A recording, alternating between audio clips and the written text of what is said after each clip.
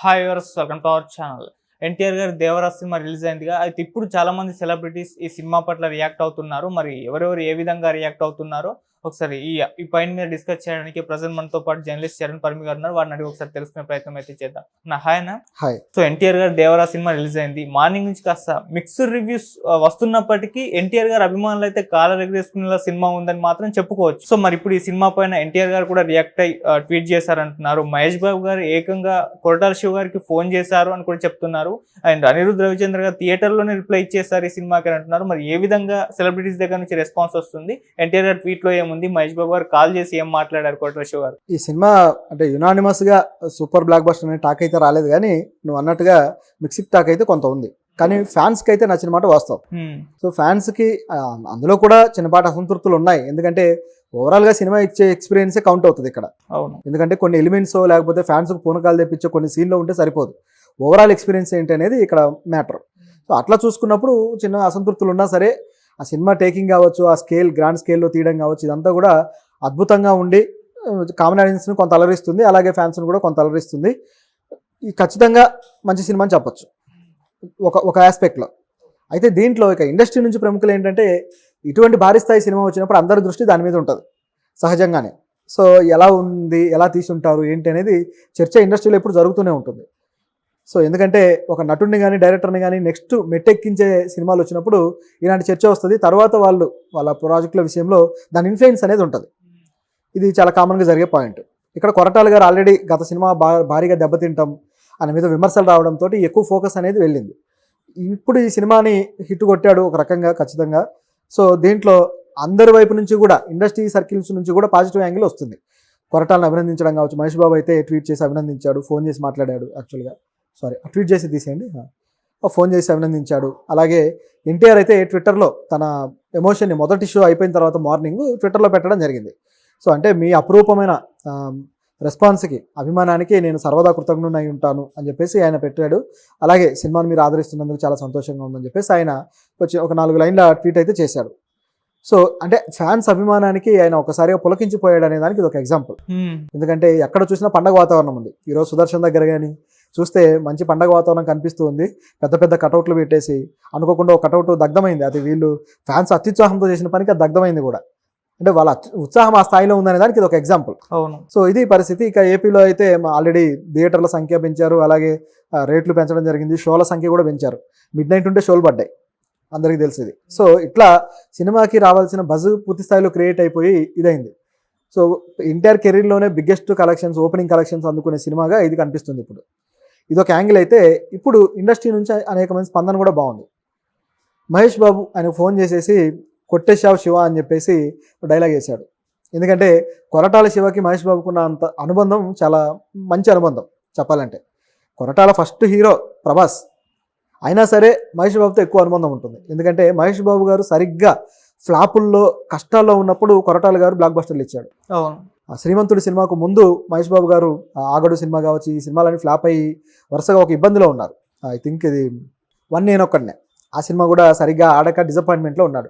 ఎలాంటి సినిమా చేయాలి ఏంటి అనే తర్జనభర్జనలో పడుతున్న టైంలో ఈ సినిమా వచ్చింది శ్రీమంతుడు.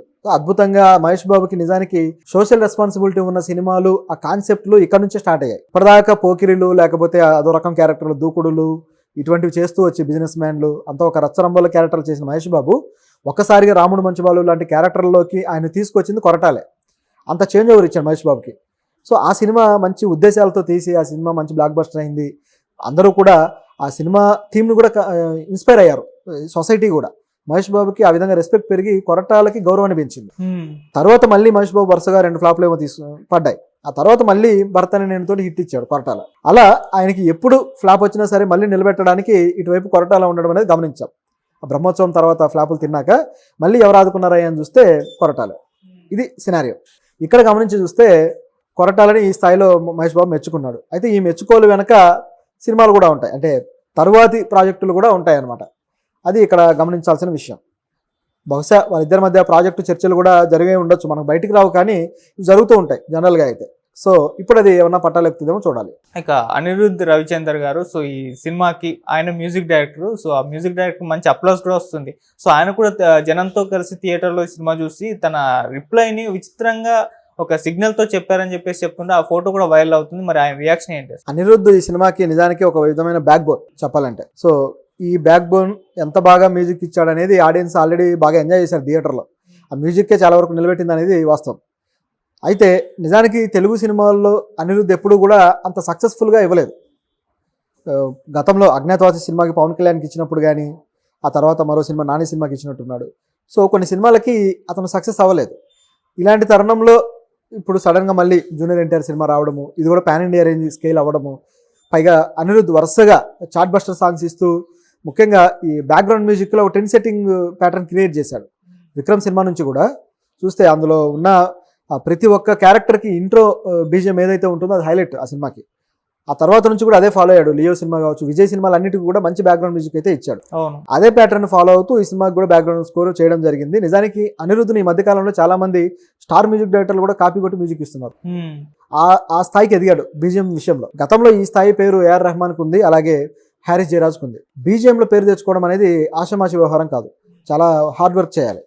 తర్వాత ఈ మధ్యకాలంలో తమనికి అంతటి పేరు వచ్చింది, కానీ ఆ ట్రెండ్ సెట్టింగ్ మ్యూజిక్ అనేది మళ్ళీ అనిరుద్ధే ఇవ్వగలిగాడు. ఈ సినిమాకి అలా ఇచ్చాడు కాబట్టే తాను ఆడియన్స్ అడిగినప్పుడు ఇట్లా కాలు ఎగరేసాడు అనమాట. సినిమా ఎలా ఉంది ఏంటన్నప్పుడు వెళ్ళి చూశాడు. నిజానికి ప్రీ రిలీజ్ ఈవెంట్లు కావచ్చు, ప్రీ రిలీజ్ ఈవెంట్ ఫెయిల్ అయింది అనుకోండి, కానీ దానికి ముందే ఏదైతే హిందీలో ట్రైలర్ లాంచ్ చేశారో ఆ ఈవెంట్లో కావచ్చు, ఇంటర్వ్యూలో కావచ్చు, ఎన్టీఆర్ గారు ఒకటే మాట చెప్తూ వస్తున్నాడు.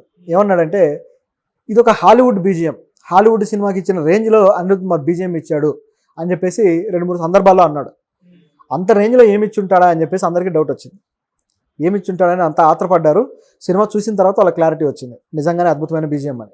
అయితే కొన్ని సందర్భాల్లో కొన్ని చోట్ల కొద్దిగా డల్ అయిన మాట వస్తాం. ఆ డల్ కూడా ఏంటంటే డల్నెస్ అని కాదు, కానీ ఆయన బీజిఎంలో ఈ మధ్యకాలంలో ఒక ప్యాటర్న్ ఫాలో అవుతున్నాడు. లూప్లో ఉండేట్టుగా ఒక సౌండ్ ఎఫెక్ట్ అనేది లూప్ లాగా వెళ్ళిపోతూ ఉంటుంది. అటువంటి సౌండ్ ఎఫెక్ట్ మెయింటైన్ చేయడం వల్ల కొన్నిసార్లు ఎమోషన్ ఎన్హాన్స్ చేయాల్సినప్పుడు ఆ ఎన్హాన్సింగ్ మూమెంట్ తీసుకోలేకపోయాడు బీజిఎంలో. అది కొన్ని సందర్భాల్లో కనిపిస్తుంది. నిజానికి కీరవాణి లాంటి వాళ్ళు ఇది చేస్తూ ఉంటారు. కరెక్ట్గా ఎన్హాన్స్ చేయాల్సిన టైంలో కరెక్ట్గా ఒక ఇన్స్ట్రుమెంట్ని ఉపయోగించి ఆ ఎమోషన్ని బాగా ఇది చేస్తాడు అనమాట కీరవాణి గారు. అందులో ఆయన ఎక్స్పర్ట్. ఇట్లా చాలా మంది ఉన్నారు. అయితే అనిరుద్ధ్ ఈ మధ్య కాలంలో తీసుకొచ్చిన కొత్త రకం ప్యాటర్న్లో ఇది పోతుంది. గమనించి చూస్తే ప్యూర్ యాక్షన్ సినిమాలకి ఇది ఓకే, కానీ కొన్నిసార్లు ఆ బలమైన ఒక ఎఫెక్ట్ ఉండే ఎమోషనల్ సీన్లు ఇటువంటి ఉన్న సినిమాల్లో అయితే కొద్దిగా అది తేడా కొట్టే ప్రమాదం ఉంది. ఓవరాల్గా చూసుకుంటే అనిరుద్ధ్ బీజిఎం అనేది ఈ సినిమాకి బలంగా పనిచేసిందని చెప్పక తప్పదు. కాబట్టే ఆయన కాళ్ళు ఎగరేయడం కానీ వాళ్ళు అనుకున్న ఇదైతే రీచ్ అయ్యాడు. సో ఏదేమైనా సెలబ్రిటీస్ ఇప్పుడైతే ఈ సినిమాని చూస్తున్నాం. రాజమౌళి గారు కూడా morning first day first show చూసేస్తారు ఆయన. సో రేపటి నుంచి కూడా దాదాపు అందరు సెలబ్రిటీలు చూసి వాళ్ళ రివ్యూలు అయితే చెప్పే అవకాశం అయితే కనిపిస్తుంది అనుకోవచ్చా? ఎందుకంటే ఎన్టీఆర్ గారి సినిమా ఆల్రెడీ ట్విట్టర్లో స్టార్ట్ అయిపోయినాయి. ఇప్పుడు సాయంత్రానికి వీళ్ళందరివి ట్విట్టర్లో వచ్చేస్తాయి, దాంట్లో డౌట్ ఏం లేదు. రాజమౌళి నిజానికి కొన్ని సినిమాలు ఇష్టంతో వెళ్ళి చూస్తాడు, కానీ ట్విట్టర్లో పెట్టాడు. ఆయన కేవలం కొన్ని సినిమాల గురించి మాత్రం పెడుతూ ఉంటాడు.